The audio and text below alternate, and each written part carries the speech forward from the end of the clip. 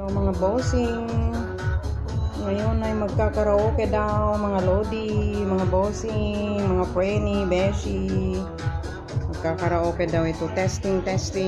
Nagwa-warm up ang karaoke screen. Ayan. Dito yung main screen, sa main screen menu. Magkakaraoke daw ngayon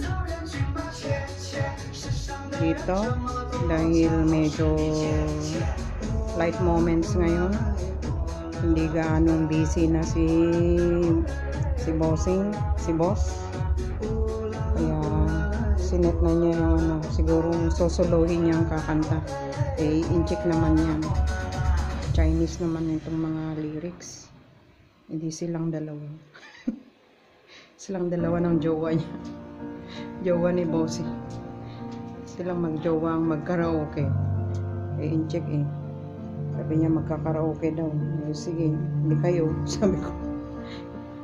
Meron daw English, pero ewan ko, hindi ako marunong kumanta, sabay ka. Wait, are you gonna sing? What you gonna sing? Whoop whoop whoop whoop whoop whoop whoop whoop whoop whoop whoop whoop whoop, like that.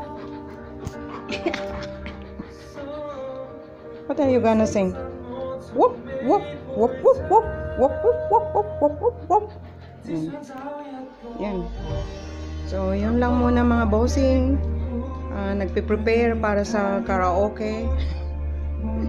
Ewan ko kung anong naisip ni boss, kaya nagpasadya siya ng ganyan, nagpalagay siya ng malaking screen dyan para pag nandito din yung mga business partners niya, minsan mga gentleman's talk, magano sila after ng inuman ng tea, kwento-kwentuhan, and then maya-maya magkakantahan na sila. Ganun naman ang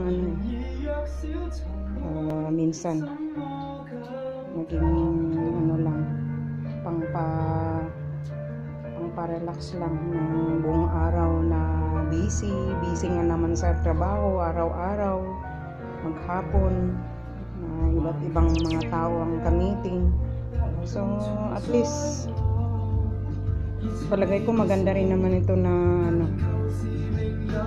maging outlet ng ating boss, dahil Sabado naman ngayon,